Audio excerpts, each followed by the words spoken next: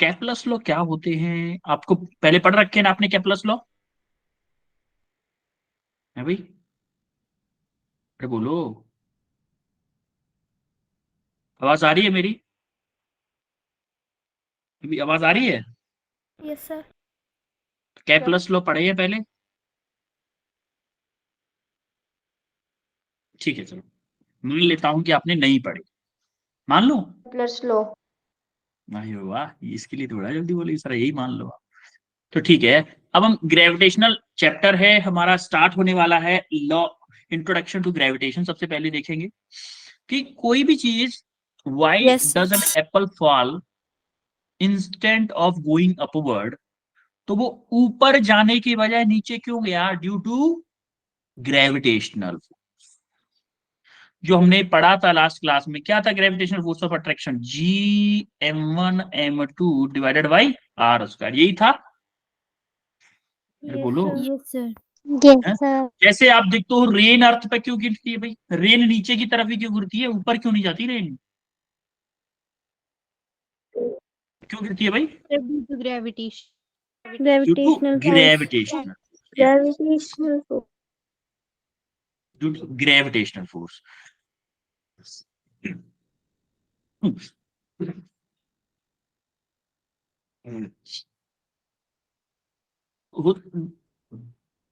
जो भी चीज है के अराउंड सारी चीजें हैं, जैसे एटमॉस्फेयर, अर्थ के अराउंड एटमॉस्फेयर है, वो भी अर्थ के अराउंड ही है। थोड़ा सा अगर आप हाइट पे चले जाओगे, जैसे ही ग्रेविटी कम होती जाती है, हमारा एटमॉस्फेरिक एयर भी कम होती जाती है। तो जो हमारा एटमॉस्फेयर है, हम जिस जिस हवा में सांस लेते हैं, वो भी ग्रेविटी की वजह से बता। सारी चीजें जो ग्रेविटी के अराउंड है, वो किस वजह से हैं? ग्रेविटी की वजह से। और क्यों है? क्योंकि जो सारी चीजें हैं वो अट्रैक्ट होती हैं towards the centre of the earth. Earth अपने सेंटर की तरफ क्या करती है? उसको अट्रैक्ट करती है सारी चीजों, सारी चीजों को क्या करती है? अट्रैक्ट करती है अर्थ अपनी तरफ। ठीक है भाई, अर्थ अट्रैक्ट करती है, मान लिया। तो अब हम, इसलिए हम पढ़ने क्या वाले हैं? पढ़ने क्या वाले हैं? इसीलिए क्या होता है, सारी की सारी चीजों को डाउनवर्ड डायरेक्शन में देखो, always make the thing fall to the downward direction. इसी वजह से हमारी सारी की सारी चीजें हमारी डाउनवर्ड डायरेक्शन में गिरती है। बोलो क्लियर हुआ यहां तक? अरे ये यस तो पढ़ सर। चुके हैं ना लास्ट क्लास में, इसलिए थोड़ा सा फास्ट बताया है हमने। तो हम अब मेनली पढ़ने वाले हैं Kepler's first law of planetary motion. ठीक है, तो केप्लर्स फर्स्ट लॉ पहले तो देखते हैं, केप्लर्स लॉ होता क्या है। केप्लर्स लॉ के तीन लॉ होते हैं। फर्स्ट लॉ होता है केप्लर्स फर्स्ट लॉ और law of orbit. Second law उसको बोलते हैं law of area. Similarly third law को बोलते हैं लॉ ऑफ पीरियड्स, मतलब टाइम पीरियड। तीन लॉ होते हैं केपलर के। तीनों लॉ को, फर्स्ट को जो कि ऑर्बिट बेस पे होता है, थर्ड सेकंड लॉ होता है जो कि एरिया बेस पे होता है, और थर्ड लॉ होता है जो कि पीरियड, टाइम पीरियड बेस पे। क्लियर है यहां तक सबको? स्टार्ट करें यस भाई? Sir. Yes sir. Yes sir. Okay, अब हम स्टार्ट करते हैं Kepler's law of planetary motion. तो Kepler's law of planetary motion अगर हम देखें, फर्स्ट लॉ क्या बताता था? Before the study of, let us understand the concept of ellipse. पहले हम इलिप्स के बारे में जानते हैं थोड़ा सा, इलिप्स होता क्या है, क्या फोकस पॉइंट होते हैं उनके, क्या फोकाई होता है। क्योंकि इलिप्स आपका अंडा शेप में होता है ना, होता है कि नहीं? बोलो। Yes sir. तो हम उसके बारे में यस जानने वाले सर। हैं। तो इलिप्स हैज टू एक्सिस। जैसे आपका सर्किल होता था, सर्किल में एक ही एक्सिस होता था, चाहे इसको बना लो चाहे इसको बना लो, कोई भी एक्सिस बना लो, उसमें एक ही एक्सिस होता है। लेकिन इलिप्स में दो एक्सिस होते हैं, जैसे अंडा शेप में है। एक को बोलते हैं मेजर एक्सिस, एक को बोलते हैं माइनर एक्सिस। जैसे ये हॉरिजॉन्टल जो लाइन है, जैसे जो बड़ी वाली है, बड़ी वाली है उसको हम बोलते हैं मेजर एक्सिस, और जो छोटी वाली है उसको हम क्या बोलते हैं? Minor axis. अरे बात समझ में, जो छोटी वाली है उसको माइनर एक्सिस, और जो बड़ी वाली है उसको मेजर एक्सिस बोलते हैं। ठीक है भाई, अब देखो ये क्या होती है? Semi major axis. देखो मेजर एक्सिस का भी आधा पार्ट क्या होगा? Semi major axis. और माइनर एक्सिस का आधा पार्ट सेमी माइनर और मेजर एक्सिस का आधा पार्ट सेमी मेजर। तो ये देखो, ये क्या थी आपकी सेमी मेजर एक्सिस और ये क्या थी सेमी माइनर एक्सिस। क्लियर है यहां तक? Yes sir. बोलो। ओके, अब हम आते हैं किस पे, फोकल पॉइंट्स पे। देखो, इलिप्स हैज टू फोकाई।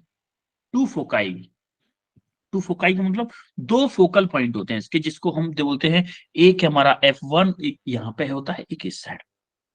दो फोकल F1 एंड F2 हमारे दो फोकल पॉइंट होते हैं। अब ये फोकल पॉइंट क्या होते हैं जरा देखेंगे अभी हम। देखो, represented by H F1 and F2, ठीक है। तो ये फोकल पॉइंट क्या होते हैं कि एक्चुअली में जो हमारा सन प्रेजेंट होता है ना, वो फोकल पॉइंट, फोकाई बोलो या फोकल पॉइंट बोलो, ये फोकाई पे। और ये फोकाई कहाँ पे होता है, हमारा इस एक्सिस पे होता है, मेजर एक्सिस पे। मेजर एक्सिस प्रेजेंट होता है।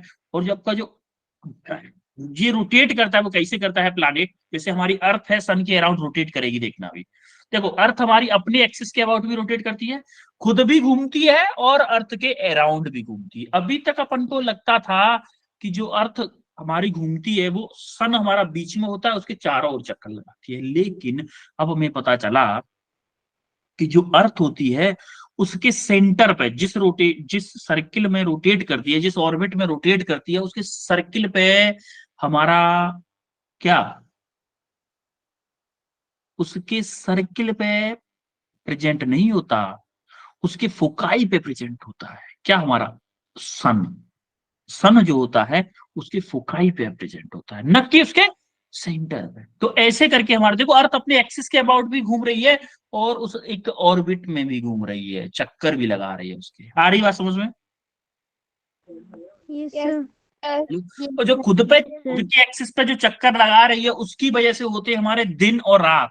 और जो पूरा ऑर्बिट कंप्लीट करती है, उसकी वजह से होती है हमारी ईयर। उसकी वजह से क्या होती है, ईयर होती है। अभी हम सेकंड लॉ में थोड़ा सा और समझेंगे अच्छे से। तो अब हम आते हैं थोड़ा सा और अच्छे से। जैसे मान लो ये आपका सन है, ये आपकी अर्थ है। तो यहां से लेके यहां तक की डिस्टेंस मान लो आर है। फर्स्ट फर्स्ट लॉ देख रहे हैं ना हमको उसका। ये मान लो आपका F1 है, फर्स्ट फोकस है। ये आपका F2 है। F1 F2 क्या आपके फोकाई पॉइंट है। तो जो ये आर है, ये क्या आपकी distance of the earth from the centre of the sun. Sun के सेंटर से अर्थ की क्या डिस्टेंस है, ये हमारी बता रही है आर।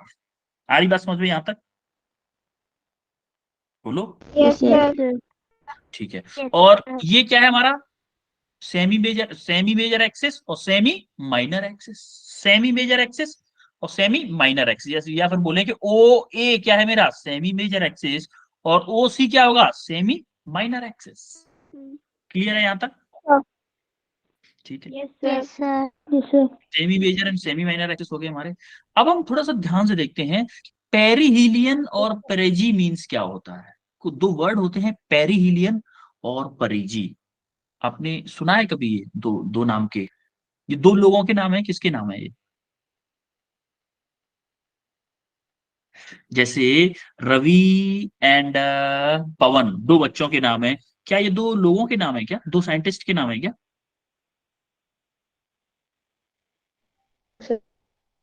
नहीं, दो लोकेशंस हैं ये बेटा, दो लोकेशंस हैं। तो पेरिहीलियन और पेरिजी क्या होता है, ये है आपका सन मान लो, ये सन है। और ये क्या आपका पेरी पेरिजी और पेरिहीलियन। देखो अभी अभी ध्यान से देखना यार।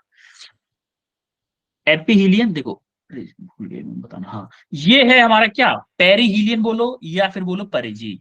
पेरिहीलियन भी बोलते हैं और पेरिजी भी बोलते हैं। सन से जब हमारी अर्थ कम डिस्टेंस पे होती है, इसको हम बोलते हैं क्या पेरिहीलियन। एक होता है एपिहीलियन, अभी आगे पढ़ेंगे।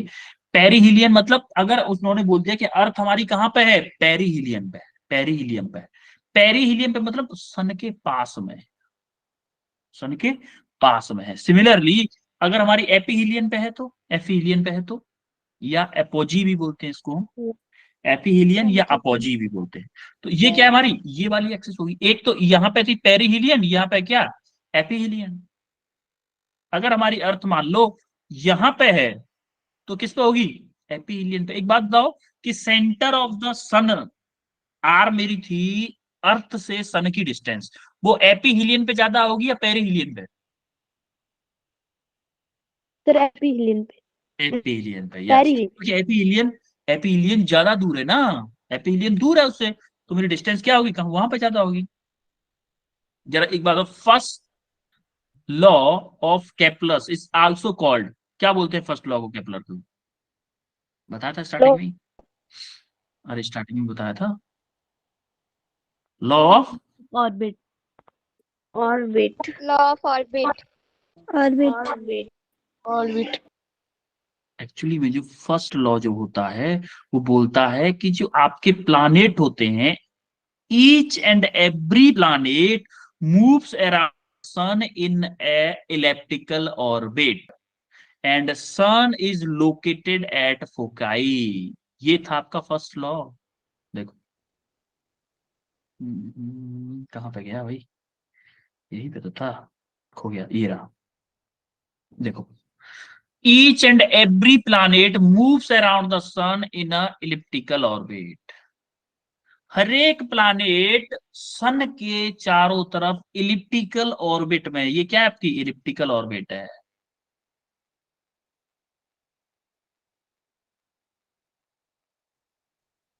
इलिप्टिकल ऑर्बिट में होता है, और जो सन होता है वो उसके किसी एक फोकाई पे प्रेजेंट, किसी भी एक फोकाई पे प्रेजेंट।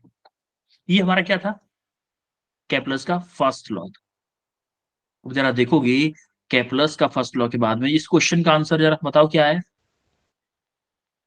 फर्स्ट लॉ क्या बताता है, law of law orbit. Orbit. Law of orbit, Law of option orbit. A is the correct law answer. Of orbit. ठीक है, अब सेकंड क्वेश्चन देखो, every planet revolve around the sun in an elliptical orbit with the sun at one of its foci stated as, कौन सा law था ये, law of orbit. Law of orbit. Law of orbit. Law of orbit, law yes, of law of orbit. Orbit, option Law B of is the correct answer. ठीक है, अब हम आते हैं केपलस के सेकंड लॉ पे, केपलस के सेकंड लॉ पे आते हैं भाई। सेकंड लॉ पे क्या है भाई, केपलस का जब सेकंड लॉ की बात आई तो क्या होगा, केपलस सेकंड लॉ प्लानिटरी मोशन, ठीक है।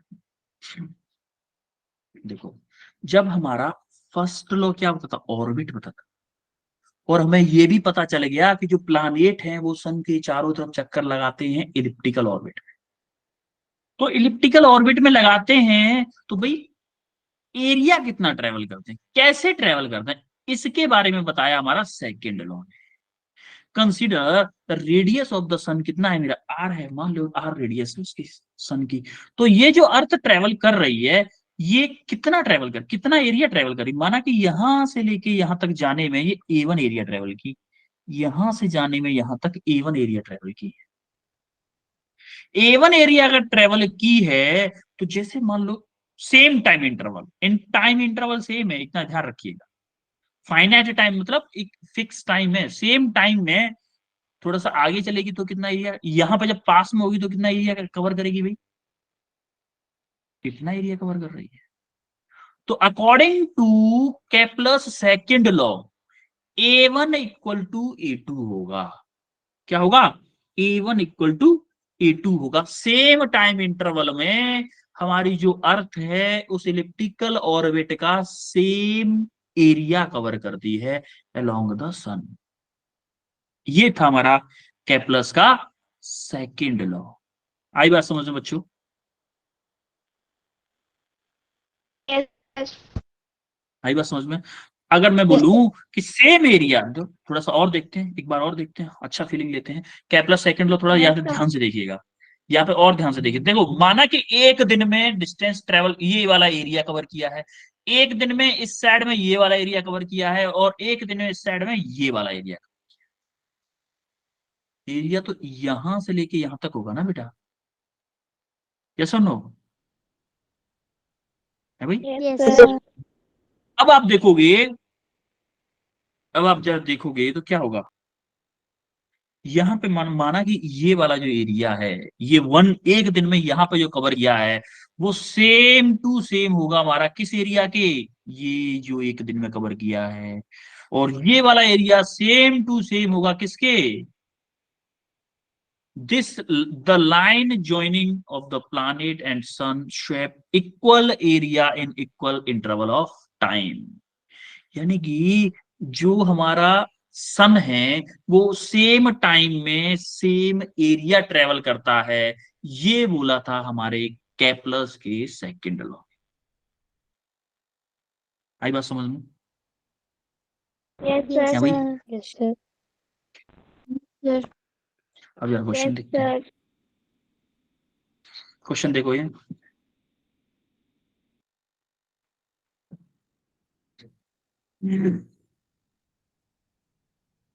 विच option is correct? Kepler second last month. yes, sir. Kepler second. Option B. Option B. Okay, B. ठीक है, option B is your correct answer, absolutely correct. Which law state that the line joining the sun and the earth sweep out equal area in equal interval of time? भैया second law बोलता था Kepler का, ठीक है, ये इसमें explain भी कर दिया। अब जरा एक और क्वेश्चन देखो। The motion of a planet in a solar system is an example of conservation of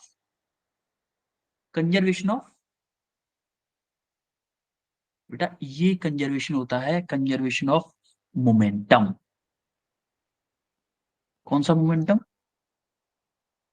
angular momentum. ये थोड़ा सा आपके लेवल से थोड़ा अप का क्वेश्चन है, हालांकि ये आप इतना याद रखो कि ये आपको 12th क्लास में 11th क्लास में पढ़ोगे एक्चुअली में, एंगुलर मोमेंटम वगैरह ये आपके सिलेबस में नहीं है, बट क्वेश्चन आ गया तो कर देते हैं। तो एंगुलर मोमेंटम के कंजर्वेशन ऑफ एंगुलर मोमेंटम पे डिपेंड करता है, ठीक है। ये थोड़ा सा आपके लेवल का नहीं है कि एंगुलर मोमेंटम होता है मूवमेंट ऑफ लीनियर मोमेंटम। तो अभी आप इसको छोड़ो, इसकी एक्सप्लेनेशन को छोड़ दो, ठीक है। अब हम आते हैं केप्लर्स थर्ड लॉ। अच्छा मेरे को फर्स्ट एंड सेकंड लॉ कोई बताएगा क्या? फर्स्ट एंड सेकंड लॉ कोई बताएगा? हैंड रेज करो। मैं एक से किसी से फर्स्ट लॉ पूछूंगा, किसी से सेकंड लॉ पूछूंगा। हैंड रेज करो, देखिए कौन कौन तैयार है। अरे थोड़ी बहुत गलती होगी तो कोई दिक्कत नहीं है, गोली नहीं मारूंगा मैं, क्या फर्क पड़ रहा है गलत कर दोगे तो, कोई दिक्कत नहीं है गलत हो जाएगा तो। लेकिन बताओ तो सही, पहले मैं फर्स्ट फर्स्ट पूछूंगा फिर सेकंड पूछूंगा, किसी से भी। हैंड रेज करो भाई, कौन कौन बताना चाहता है। चलो 2 बच्चों ने हैंड रेज किए, बाकी लोग क्या कर रहे हैं भाई? जगराते में आए हो? हैं? अरे ज्यादा से ज्यादा क्या होगा, आप गलत बताओगे ना, क्या फर्क पड़ रहा है अगर गलत बताओगे तो, कोई फर्क नहीं पड़ने का ना। यहाँ पे कोई भी किसी को नहीं जानता है पर्सनली, तो इंसल्ट होने वाली है। और फिर टीचर के सामने काय की इंसल्ट है, थोड़ी सी हिम्मत दिखाया करो ना। जब तक हिम्मत नहीं दिखाओगे, यहाँ पे नहीं बोले तो फिर कहाँ बोलोगे? कोई सामने नहीं है, कोई टेंशन नहीं है, फिर भी नहीं बोल पा रहे हो। नब्बे बेटा, नब्बे आप बताओ, फर्स्ट लॉ बताओ केपलर।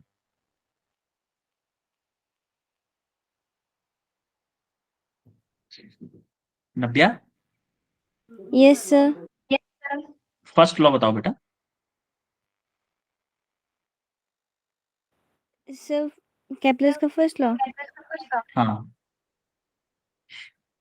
डेफिनेशन बताने की कोई जरूरत, जो आपको समझ में आया वही बताओ। हिंदी, इंग्लिश, तेलुगु, मराठी, भोजपुरी, जिस लैंग्वेज समझ में आया उस लैंग्वेज में बता दो। सर जो Kepler's का first law है उसमें बोला है जो अर्थ है वो पृथ्वी के अराउंड घूमती है और पृथ्वी खुद भी घूमती है और उसके अराउंड भी घूमती रहती है। अर्थ और पृथ्वी अलग अलग होती है क्या बेटा? सन। सन, यस यस यस यस। आपने क्या बोला पता है? अर्थ पृथ्वी के अराउंड घूमती है। सर गलती से बोल दिया था। हाँ हाँ, मुझे पता है, आप ना हेजिटेट हो गए थे, ठीक है। ओके, और कोई बताएगा फर्स्ट लॉ? सक्षिता, सक्षिता आप बताओ। According to Kepler's first law, all the planets move around the sun in elliptical orbit. Yes, well done, well done, well done. Okay, possibility बताएंगी second law. Sir sir planet same period पे same area cover करता है जब वो sun के around घूमते हैं planets elliptical yes, उसमें। Yes, yes, option. सोनाली, आप बताओ second law. Sir according to Kepler से सेकंड लॉ सर इसमें होता है कि जो प्लैनेट्स को लाइन ज्वाइन करती है ना वो सन के मतलब sun sweeps out equal area and equal time, यानी कि सन के स्वीप आउट कर दिया जो इक्वल एरिया करती है इक्वल टाइम में। Yes, well done, well done, सबने बिल्कुल करेक्ट बताया। थोड़ा बहुत शब्दों का उलटफेर था तो कोई दिक्कत नहीं है। रटने वाला जो होगा ना वो सही शब्दों में बताएगा, और जो समझने वाला होगा वो परफेक्ट शब्दों में कभी बताएगा ही नहीं। इसीलिए तो मैं पूछा हूं। तो जो जिसको समझ में आया, जिसने रटा होगा, उसको वो परफेक्ट लैंग्वेज बोलेगा। लेकिन उसको यहाँ पे कुछ भी नहीं आया होगा, लेकिन जिसके यहाँ पे आया होगा वो शब्दों में फेरबदल होता है भाई, कोई दिक्कत नहीं है, कोई दिक्कत नहीं। चलिए ठीक है, अब हम आते हैं कैप्लस थर्ड। थर्ड लॉ में क्या बोलता है भाई? कैप्लस थर्ड लॉ क्या होता है? लॉ ऑफ पीरियड्स होता है। लॉ ऑफ पीरियड का मतलब, पीरियड किसे बोलते हैं भाई? टाइम पीरियड किसको बोलते हैं? पीरियड का मतलब है टाइम पीरियड। टाइम पीरियड हम बोलते हैं एक चक्कर लगाने में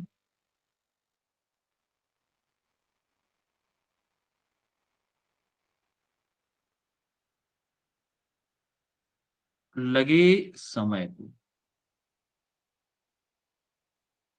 किसी भी चीज का एक चक्कर लगाने में जो टाइम लगता है उसी को हम क्या बोलते हैं? Time period. आई बात समझ में? जैसे मैं आपको बोलूं, एक पार्क का गोल चक्कर है कोई, मैं बोलूं इसका एक चक्कर लगा के आओ भाई। माना कि आपको उस पार्क का चक्कर लगाने में 5 मिनट लगते हैं, तो आपका टाइम पीरियड हुआ 5 मिनट। एक और बच्चा आया, उसको लगते हैं 10 मिनट, उसका टाइम पीरियड हुआ 10 मिनट। एक और बच्चा आया, उसको लगते हैं 3 मिनट, उसका टाइम पीरियड हुआ 3 मिनट। आ रही बात समझ में बच्चों? एक चक्कर यस लगाने। सर। जैसे मान लो मैंने रवि को बोला कि बेटा आप 10 चक्कर लगाओ, इस पार्क के 10 चक्कर लगाओ। रवि को लगे 10 चक्कर लगाने में 50 मिनट। रवि को 10 चक्कर लगाने में 50 मिनट लगे, तो रवि का टाइम पीरियड क्या होगा? 50 मिनट। 50 minutes. 10 चक्कर लगाने में 50 मिनट लगे है ना। एक चक्कर लगाने 50 में minutes. टाइम कितना लगेगा? 50 डिवाइडेड बाई 10, 5. कितना? 5 5 मिनट Five. टाइम पीरियड होगा। मैंने वही क्वेश्चन थोड़ा सा घुमा दिया तो आप घूम गए। ऐसे ना घुमा करो बच्चों, ऐसे नहीं घूमते, अच्छे बच्चे ऐसे नहीं घूमते। ठीक है, तब हम आते हैं थर्ड लॉ पे। थर्ड लॉ क्या बोलता है? The square of time for a planet to complete one revolution around the sun is directly proportional to the cube of semi major axis of the elliptical orbit। यानी कि cube of semi major axis. देखो major axis कौन सी थी? पूरी वाली बड़ी बड़ी एक्सिस को पूरी थी मेजर एक्सिस, उसकी सेमी मेजर एक्सिस मतलब उसकी आधी। उसकी हाफ। उसकी आधी सेमी मेजर एक्सिस, यहां से लेके यहां तक की जो लेंथ थी उसी को बोलते थे सेमी मेजर एक्सिस। तो यहां से घूम के यहां तक आने में जितना टाइम लगा उसी को क्या बोलते हैं? टाइम पीरियड बोलते हैं। ये आपकी रेडियस है आर। तो देखो सेमी मेजर एक्सिस क्या होगी? यहां से लेके यहां तक की डिस्टेंस, इसके क्यूब, उस जो हमारा टाइम पीरियड है उसका स्क्वायर इक्वल टू जो आर है। आर देखो सेमी मेजर एक्सिस एक्चुअली में क्या होती है? हमेशा फिक्स होती है ना, लेकिन यहां से लेके यहां तक जो डिस्टेंस है उसका अगर मैं क्यू कर दूं तो वो हमेशा कांस्टेंट रहता है। Where are is semi major axis of the elliptical orbit. आई बात समझ में?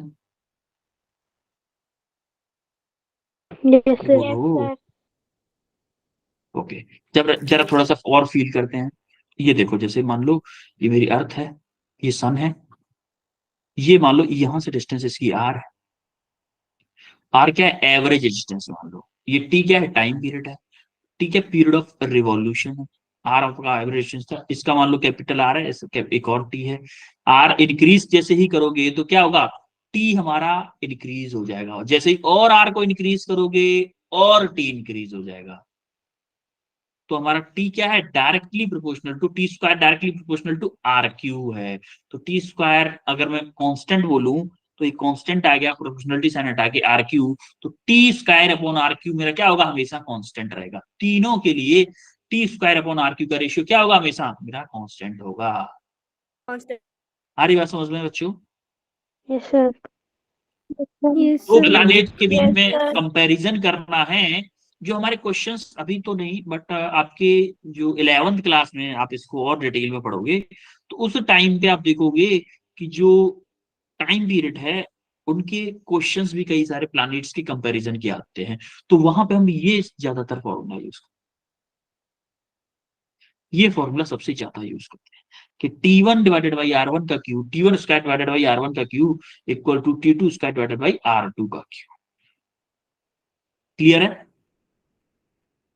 हाँ भाई, यस सर। Yes, sir. वही sir. स्टेटमेंट, वही Yes, स्टेटमेंट sir. दोबारा से लेते हैं। तो जरा क्वेश्चन देखते हैं, कौन सा ऑप्शन करेक्ट है अभी? हैंडरेज करो, चलो Second. Hand raise Sir, hand raise hand raise hand raise hand raise hand raise hand raise hand raise. पता तो चले कौन कौन सो रहा है क्लास में।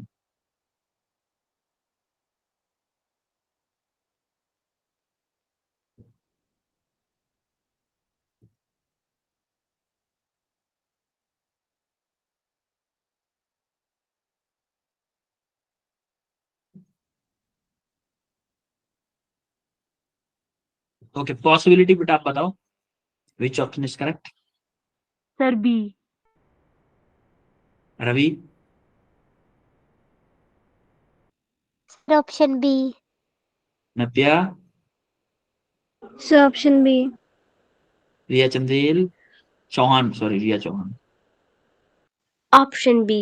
इस क्वेश्चन पे भी 7 बच्चों का एंट्रीज हुआ है। 24 बच्चों में से इस क्वेश्चन पे भी 8 बच्चों का, सॉरी 8 बच्चों का एंट्रीज हुआ है भाई, इस क्वेश्चन पे भी। इस क्वेश्चन को अगर मैं किसी रिक्शे वाले को अगर थर्ड लो बता देता ना, रिक्शे वाले को, वो भी थोड़ा सा देख के बता देता कि कौन सा है। भाई आप क्या उससे भी गए गुजरे हो? हैं? है भाई, उससे तो अच्छे हो ना। yes, sir. अरे इसको तो आप अपनी अपनी मम्मा को बता दोगे Yes, घर पे। sir. आपकी मम्मा मान लो दिन भर काम करती रहती हैं घर पे, सारी चीजें आपके लिए, खाना बनाती हैं, आपके कपड़े धुलती हैं, सारी चीजें करती हैं। उनको भी अगर आप एक बार केपलर लॉ बता दोगे तो उनको भी आ जाएगा, पप्पा को भी आ जाएगा, सबको आ जाएगा भाई। आप लोग फिर भी नहीं बता पाओ। आरुषि रघुवंशी, Sir, कौन B. सा ऑप्शन है बेटा?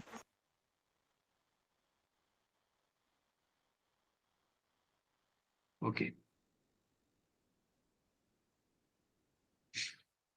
ठीक है।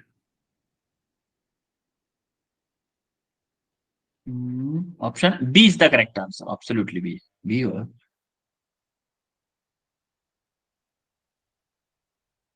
ये बताओ भाई, according to Kepler the satellite always revolve in an, किस टाइप की ऑर्बिट में हमेशा रिवॉल्व करती सैटेलाइट? हैंड रेज करो दोबारा से, मैं सबके हैंड डाउन कर दी, अब दोबारा से करो हैंड रेज।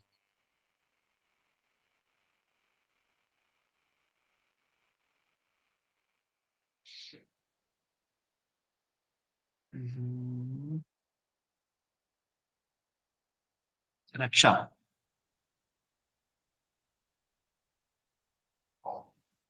Option B.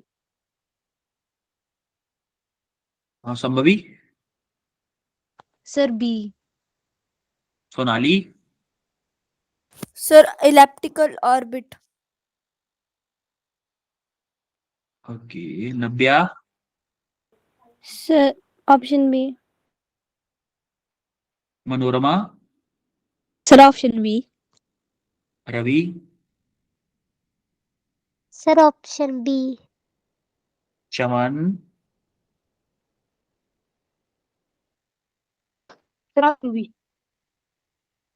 ऋषि Raghuvanshi. Sir option B. Yes, ये सबका करेक्ट आंसर है, ऑप्शन बी। अच्छा, ये लॉ कौन सा था, ये भी बताओ मेरे को, which law? Sir third law. Sir first law. Sir first law. First law of first First law law. बेटा, फर्स्ट लॉ। फर्स्ट लॉ बताता था मेरे को ये। अच्छा, ग्रेविटेशन लॉ ऑफ अट्रैक्शन का फॉर्मूला क्या होता था, कोई बताएगा मेरे को? एफजी क्या होता था? GM1 into M2 upon R2। G M1 G M1 M1 M2 upon M2 divided by square. R square. Yes, यहाँ पे जी की वैल्यू कोई बताएगा? जी की value? Sir 6.67 into 10 to the power minus 11। Unit, unit. अच्छा, इसकी unit कौन बताएगा? हैंड रेज करो भाई, यूनिट कौन बताएगा इसकी?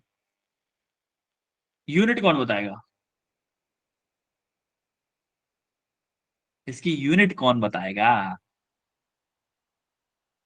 दो बच्चों ने हैंड रेज किए हैं बस अभी, ओनली दो बच्चों ने, तीन बच्चों ने कर दिए।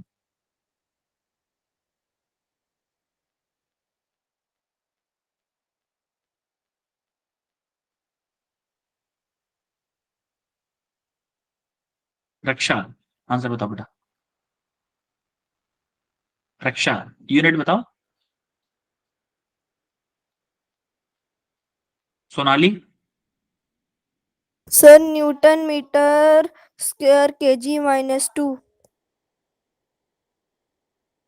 ओके। रिया चंदेल, सॉरी रिया चौहान।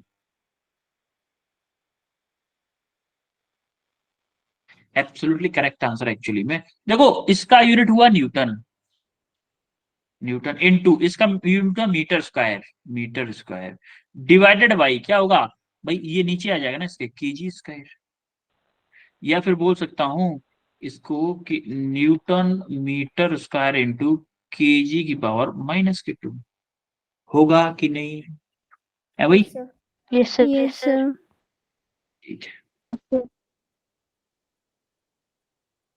अब आपका होमवर्क आने वाला है, तो इससे पहले कुछ हम डिस्कशन कर लेते हैं। अभी हमारे पास टाइम है, 10-15 मिनट है अभी हमारे पास, हमसे कोई दिक्कत नहीं है। तो मैं आपको एक क्वेश्चन देता हूं। जैसे मान लो कि मेरा कोई अर्थ है, मेरा कोई कोई प्लानिट है जिसकी रेडियस है आर, ठीक है। हम्म, इसकी रेडियस है आर, इसकी रेडियस आर है, इसका मास है कैपिटल एम। अगर मैं इसको इसको इसके चलो ठीक है, इसके पास में ग्रेविटेशनल जी आपका है नहीं अभी, और मेरा कोई ऑब्जेक्ट यहाँ पे रखा हुआ है, सेम मास का है, चलो 2m मास का, 2m मास है, और ये डिस्टेंस है मेरी 10⁵, 10⁵ ले लो।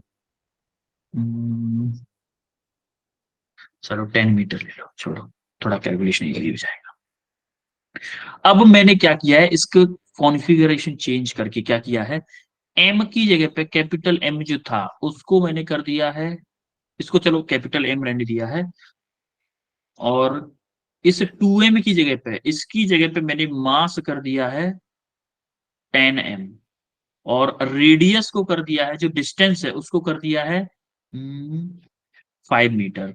तो मुझे ये बताओ कि इनके बीच में मान लो एफ फोर्स लग रहा था, ग्रेविटेशन F1 लग रहा था, तो इन दोनों के बीच में अब जब हमारा फाइनल कॉन्फ़िगरेशन है, चलो बना देता हूँ, डायग्राम बना देता हूँ, कि एक तो कॉन्फ़िगरेशन ये है, एक कॉन्फ़िगरेशन है कि ये m मास का है, इसकी रेडियस r है, और उससे एक और प्लानिट है जिसका मास है 10m, और उनके बीच की डिस्टेंस है हमारी 5 मीटर। तो इनके बीच में मान लो F2 लग रहा है और इसमें F1 फोर्स लग रहा है। इन F1 और F2 के बीच में क्या रिलेशन होगा, ये बताओ आप, अभी क्वेश्चन करो। F1 और F2 के बीच में क्या रिलेशन होगा? करो भाई।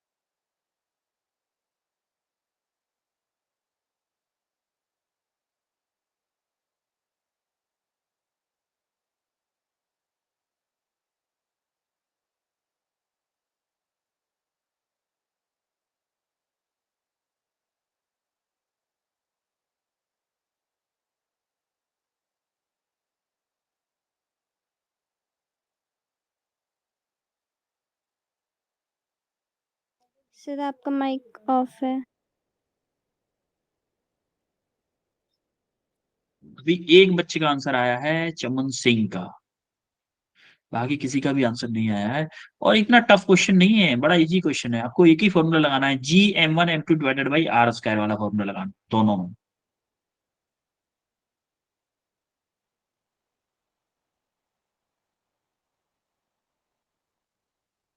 ग्रेविटेशनल कांस्टेंट की वैल्यू पुट करनी। बिना ग्रेविटेशनल कांस्टेंट की वैल्यू पुट किए हुए आंसर आ जाएगा हमारा। F1 और F2 के बीच में रिलेशन बताना है, कंपैरिजन करना है ना, तो हमें M, R और G की वैल्यू पुट करने की जरूरत ही नहीं पड़ेगी। जरूरत पड़ेगी नहीं वैसे पुट करने की वैल्यू। आप चाहो तो कर सकते हो, बट जरूरत नहीं पड़ेगी। अच्छा, चमन सिंह बोल रहे हैं आई एम दिव्यांश। तो बेटा आपके पापा का नाम है क्या? No sir.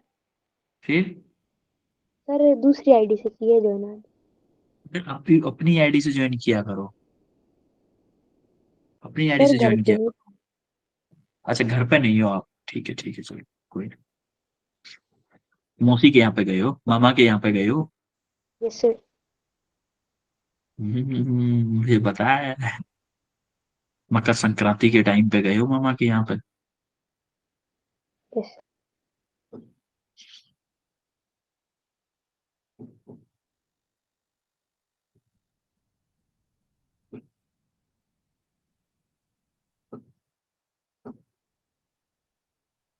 ये किसी का आंसर?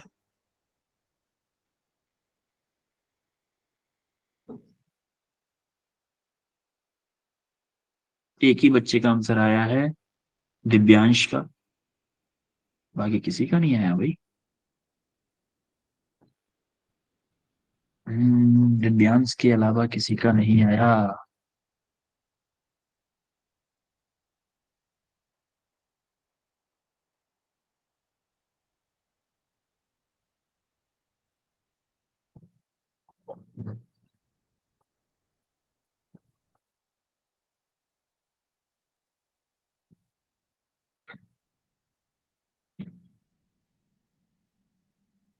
ठीक है, चलो मैं करवाता हूँ। हाँ दिव्यांश, आप बता दो पहले आंसर क्या होगा। सर पहले केस में जो सर फोर्स होगा वो डबल हो जाएगा सर, और दूसरे केस में 5 टाइम्स। ओके, चलो देखते हैं क्या होता है। देखो फर्स्ट केस के बारे में बात करते हैं पहले। देखो F1 क्या होगा, G M1 मतलब कैपिटल M इंटू M2 क्या है मेरा 2M है, डिवाइडेड बाई R स्क्वायर मतलब 10 का स्क्वायर। कितना हो जाएगा 10 का स्क्वायर 100, तो 2/100, तो अगर मैं बोलूं 2/100 G M स्क्वायर यही होगा। तो क्या मैं बोल सकता हूँ 1/50 G M स्क्वायर। कोई दिक्कत किसी को F1 की value. No sir. No sir. Similarly case 2 के बारे में बात करें तो क्या होगा F2 क्या होगा G इंटू M1 क्या है मेरा M capital M, to R1 क्या है मेरा, सॉरी M2 क्या है मेरा 10M है, डिवाइडेड बाई ये R स्क्वायर मतलब 25, 5 का स्क्वायर मतलब 25, तो कितना होगा ये 10/25 GM स्क्वायर होगा कि नहीं।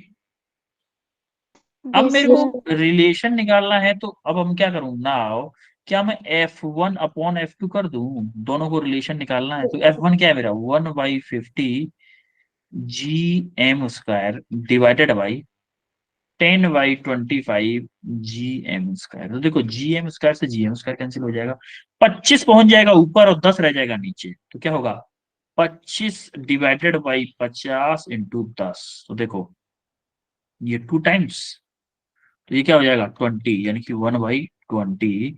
तो F1 मेरा आ जाएगा, सॉरी F2 मेरा आ जाएगा 20 F1। This is your correct answer. बोले चमका कैसे आया yes sir. अभी। ठीक है, तो ये आपके होमवर्क कुछ क्वेश्चन हैं, 4 क्वेश्चन बड़े बड़े सिंपल हलवा टाइप के क्वेश्चन है। तो अब आपको हलवा टाइप के क्वेश्चन करने हैं, उसके आंसर्स हैं, और मिलते हैं फिर आपको बच्चों नेक्स्ट क्लास में। ठीक है, Yes sir. Bye everyone. Bye sir. Bye sir. Good night sir. Good night sir. Very good Good night night, sir. Very good night everyone, very good night.